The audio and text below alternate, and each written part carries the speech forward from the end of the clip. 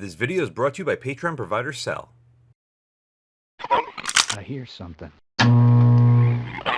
Pew, pew.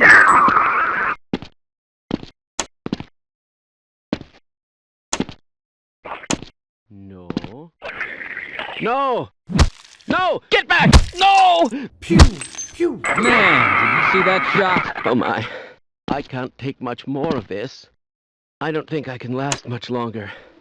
Would you be quiet? I hear something.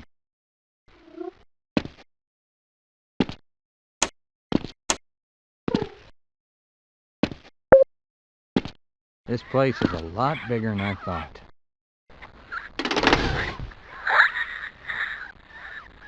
Pew. I got another one.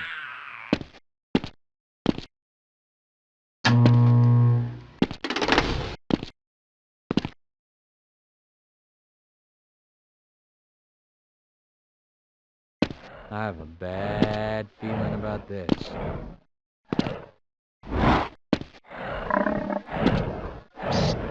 Over here. Come on! Pew, pew. I hear something. Pew, pew. Jeez, and I thought I had a long night. You look like hell. Hello and welcome. I was originally going to make this full RePew a direct comparison between the second focal plane and the first focal plane. I since realized that was going to be a little bit too much information to have in one video, so I'm breaking it down one by one. This is clearly the first focal plane version here at 6x, and you're going to notice that the image greatly reduces the farther we pull the optic away from our eye. Now, I'm always in the mindset of I want the best clarity possible through it, so as a result, I move the camera a little bit closer to the scope body, or vice versa, and try to get the maximum image quality that we can get from it. Unfortunately, that means that we see a lot more of the scope body and we have less clearance from our eye to the scope when we're actually using it. At least the field of view and our view through the optic doesn't really change depending on how far or how close we are away from it. So that's the reason why you're going to see so much more of the scope body in this video as opposed to what you'll see with the second focal plane video. Anyway, what do we have? We have the DWLR6 first focal plane reticle that is illuminated. This already reminds me a lot of the Tango 1-4 that I reviewed many moons ago, sent in by Scott. But the illumination on this is significantly brighter, which I'm very happy to report. That was my only negative with that optic. That was also a lot less expensive than what these are running for. These are around $1,400 to $1,500. Sometimes you can get them cheaper, sometimes I've seen them for a lot more. SIG did a good job with the illumination. Being as it's on full right now in a darker environment, at its maximum at 6, it's still pretty clear and crisp, which is very nice to see. I was kind of worried it would blotch out a little bit and you wouldn't be able to make out the center dot versus the donut. However, like you already saw in the garage clearing, if we leave the illumination on too high of a brightness setting at the lower magnifications, it does bleed back a lot. So, something to keep in mind.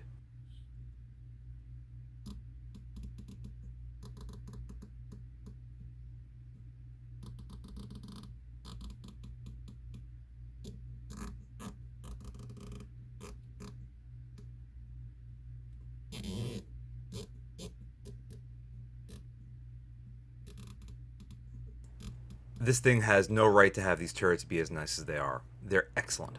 2, 3, 4, 5, 6, 7, 8, 9. That is the maximum brightness. It does have some optical problems here. I have the camera down as far as the brightness goes, just so this way when we zoom in we can take a look at the target. But if we were to brighten it up a little bit, you can see that it still shines through quite nastily, if that's a word. But that's because we're a little bit too bright for the environment. As you can see, fully zoomed in, maximum illumination is quite bright, and it looks pretty good otherwise. Shuts off around 3. That's 4, that's 3. All right. So this is a mill turret, so this should track pretty good. There should be 5 clicks per mill. 1, 2, 3, 4, 5. 1, 2, 3, 4, 5. 1, 2, 3, 4, 5. 1, 2, 3, 4, 5. 1, 2, 3, 4, 5. 1, 2, 3, 4, 5. 1, 2, 3, 4, 5. 1, 2, 3, 4, 5. 1, 2, 3, 4, 5. Fantastic. Beautiful. One thing to note, even looking through my camera, the image looks exceptionally sharp. 1, 2, 3, 4, 5. 1, 2, 3, 4, 5. 1, 2, 3, 4, 5. 1, 2, 3, 4, 5. 1, 2, 3, 4, 5. That is as close to 10 perfect mils of elevation that you're going to get. And boom. Resets perfectly. Fantastic. The illumination looks good in a controlled environment. How is it here out in the real world during bright sunny daytime? It's good. It's not great. It's not second focal plane great on higher end LPVOs, but it's still very good. One thing that is just good, however, is there is a little bit of noticeable fisheye. You'll see the power lines line up at the bottom, but once we get towards the top, they do start to splinter off a little bit. It's something that you will notice from time to time, but it's not a deal breaker. However, I will tell you that the second focal plane version does have a flatter image. Again though, no real surprise there. Focusing our attention on our 30-yard power transformer, we can clearly make out the illumination, despite the fact that's a very white, bright surface, and it's the middle of the daytime, so that's good. We also see plenty of miraging. It was very cold outside, nice and toasty warm in my apartment, so it's nice to see that you will notice the mirage, but it doesn't really degrade the image that much. As we focus on our 400-yard brick building, let's talk a little bit more about the illumination. It's not bad.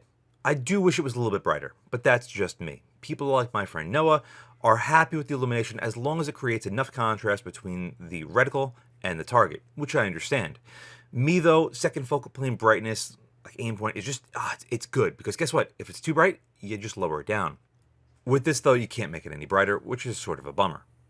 The image is very sharp in the center, but it still falls slightly apart at the corners. It's just the way it is, folks. It's a first focal plane 1 to 6 LPVO. But the image is still more than usable, especially where it counts at the center and with the drops. There's also zero chromatic aberration, which is always nice to see. I hate it when you have a nice sharp clear image and then there's just purple fringing everywhere. It's like, what the hell is going on? I understand why some manufacturers do that, but I personally just want as pure of an image looking through it as possible. Happily, however, once you back the magnification out to about 4.5, the image does sharpen up a little bit. The one nice thing about this being a first focal plane, when you are at those in-between magnifications, the drops are always going to line up for what they are. That's the one thing I don't really particularly care about second focal plane LPVOs, or any second focal plane optic for that matter, because you have to be at a very particular magnification range for the drops to line up properly with a BDC reticle like this. This, however, is set up very well. I really like the reticle. I've said that a couple times already, and it's just the truth. It gives you everything you're going to need from an LPVO like this, and I gotta appreciate it. From bright and sunny to pretty dark and snowy. What I decided to do here was move the optic 1 pixel farther forward to give you guys an understanding of just how much of a difference it will make to the overall image. If you pay attention to the corners, you will see that fisheye that I was talking about earlier. At 1x, the image does look very good otherwise. It's pretty sharp and pretty clear. Illumination here on full is still very good, so again, I'm pretty happy. But again, it is pretty dark out. But any sort of illumination on bright white snow is going to be hard to pick up, so the fact that we can even see it is good enough. Taking it up to its maximum magnification here at 6x, you could already see the image degradation in the corner on the target to the left. You can also see it in the berm just above that target. As we pan across, you'll see it's going to go from pretty rough on the outside to nice and sharp on the inside and back to rough again. It just goes to show you how touchy this optic really is as far as where you are lined up behind it with its exit pupil and eyebox. You can still see through it, but it's hardly what I would consider an excellent image, at least from what we saw earlier. Backing the magnification out, it takes about 3.5 to 4x before the image starts to really sharpen up. Again, pretty similar with what we saw earlier, but now it's much more noticeable given the fact that at maximum magnification, the image is that much worse. But you know what? Let's back this all the way out to 1 and see how well the Eyebox performs. Maybe it'll be really good in that regard. The illumination is the first thing I'm going to, again, concern myself with, because if you remember, or if you even saw it, the Leupold Mark 6 1 to 6, that was a first focal plane 1 to 6. The illumination was ridiculously bright on that, but the second you went off axis, it disappeared. On this, As long as you could see through it, you can see the illumination. So that in and of itself is a win. However, once you're off in the shadows, it doesn't show up like a second focal plane. Increasing the magnification here to 3x, and you get a pretty standard Eyebox. There's not much else to really say. The illumination is easy to pick up, and that's all there is to it. Nothing really spectacular whatsoever, which is, I guess, a good thing if it's just middle of the road good. On to its maximum at 6, and guess what? It's again the same sort of deal. It's just middle of the road. It's okay. You do have one pick slot forward and back that you can really shift it, but that's an absolute maximum. But that's just the nature of the beast with any LPVO at its maximum magnification.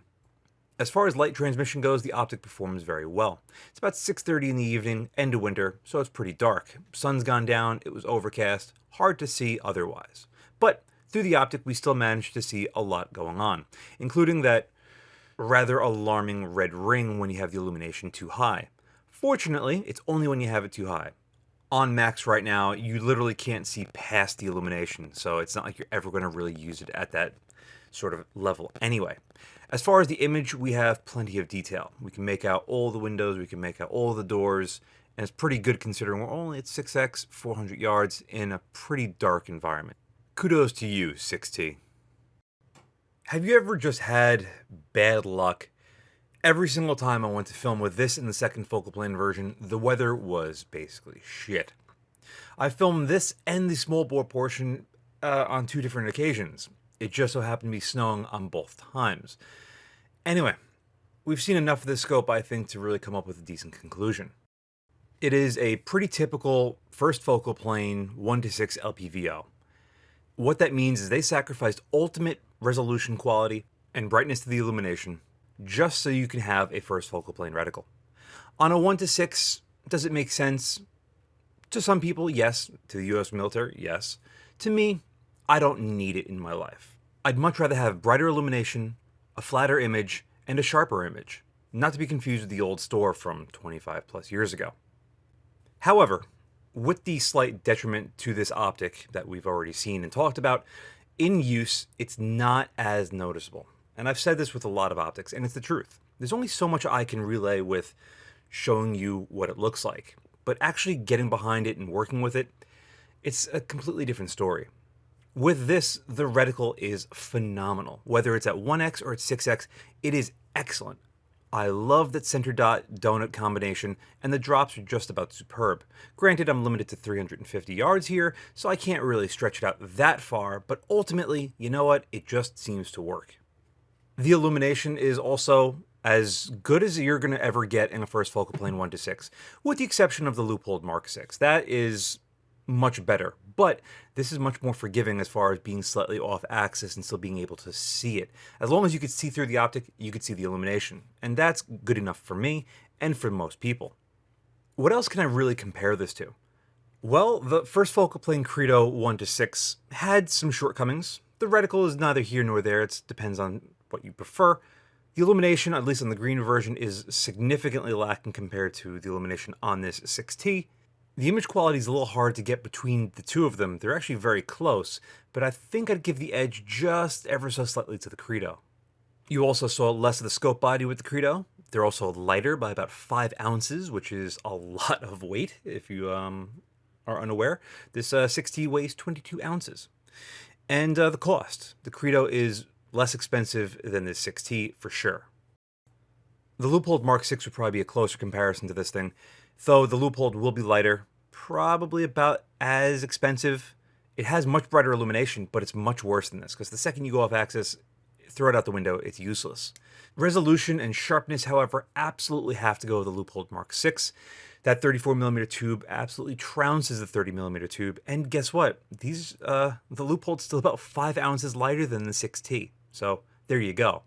The one thing, though, was the loopholed Mark 6 definitely felt a little bit harder to get behind as opposed to the 6T.